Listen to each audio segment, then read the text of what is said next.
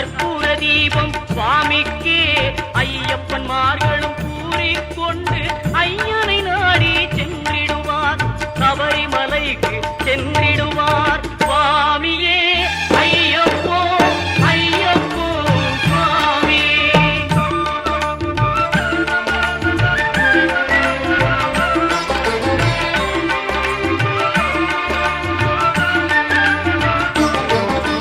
கார்த்திகை மாதம் மாலை அணிந்து நேர்த்தியாகவே விரதம் இருந்து